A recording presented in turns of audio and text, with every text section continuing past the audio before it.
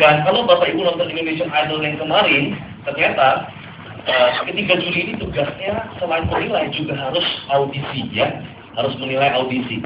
Dan kalau audisi itu biasanya kalau nggak yang bagus banget, yang jelek banget, yang dimasukin di TV. Dan ada salah satu pemuda lagi audisi disuruh nyanyi, ditanya sama Ahmad Dhani, kamu mau nyanyi lagu apa? Dia bilang saya mau nyanyi lagu ciptaan saya. Oke, silakan nyanyi. Kayaknya udah kebayang nih. Dia nyanyi lagu apa? Lagunya kurang lebih seperti ini. Neng neng neng neng neng neng nong neng neng neng neng. Ada pernah lagu itu? Bapak Ibu, itu lagunya alay banget. Betul nggak? Nah, tapi luar biasa ya, dari 3 juri yang bengong, Bapak Ibu sekalian, maksudnya kok bisa ada lagu seperti ini atau macam ini? Tapi Ahmad Dhani melihat itu sebagai opportunity. Ahmad Dhani melihat itu sebagai momentum.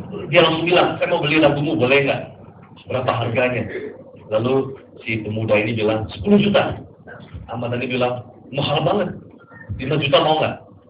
Ya boleh deh. Sebenarnya buat saya 5 juta juga harusnya bersyukur, betul sekalian. Neng nong aja 5 juta loh. Ya, ada yang dibeli sama Ahmad Dhani, langsung dibuat gentleman agreement di atas kertas, hitam di atas putih.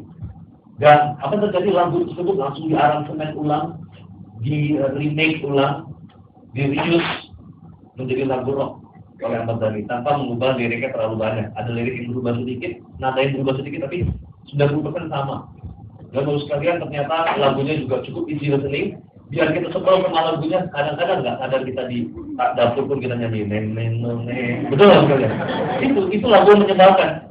Kita benci tapi kita nyanyiin terus. Saudara, saya yakin lagu ini akan menghasilkan lebih dari sekedar 5 juta bahkan miliaran rupiah. Tepuk tangan dulu untuk Ahmad Dhani. Untuk menggunakan uang, kita harus betul-betul memanfaatkan momentum. Momentum yang kedua, kita belajar dari seorang bos Formula One namanya Mr. Bernie. Mr. Bernie ini adalah bos Formula One. Kalau bos Formula One kira-kira kaya atau miskin, Bapak Ibu? Kaya. Jam tangannya pasti bermerek, bukan yang KW 1 atau KW Super. Jam tangannya itu harganya 200.000 pound sterling atau 2 miliar, merek Hublot. Dan ternyata geng motor itu bukan hanya ada di Indonesia. Jadi Bapak Ibu jangan bangga dulu. Di luar negeri juga ada. Dan suatu hari Mr. Bernie ini true story, dirampok, dihajar, diinjek, digebukin, sampai wajahnya babak belur, nggak seperti manusia lagi. Dan yang diambil, yang dicuri kira-kira apa? Yang diambil dan yang dicuri adalah jam tangan Hublot itu sendiri. Bapak Ibu sekalian, biasanya kalau orang habis dipukul babak belur, minimal 1 minggu pasti galau, betul ya? Tapi Mr. Bernie enggak. Mr. Bernie langsung hubungi Hublot, ajak kerjasama untuk menjadi sponsor utamanya Formula One, dan dia langsung panggil seorang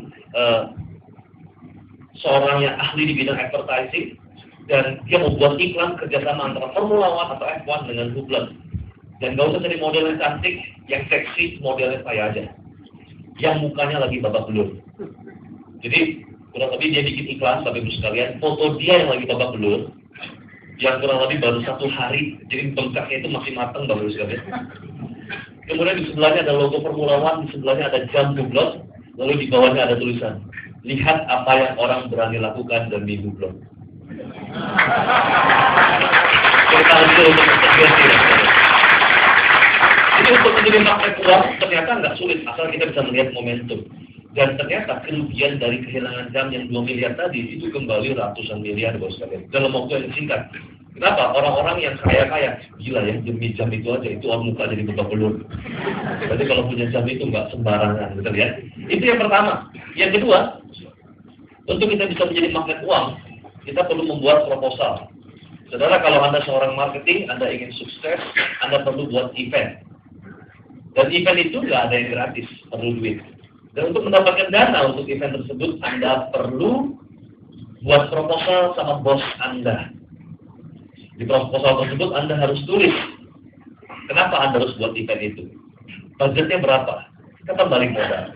Nah, kalau kita rasa event proposal masuk akal, bos kita akan turun tangan cairkan dananya.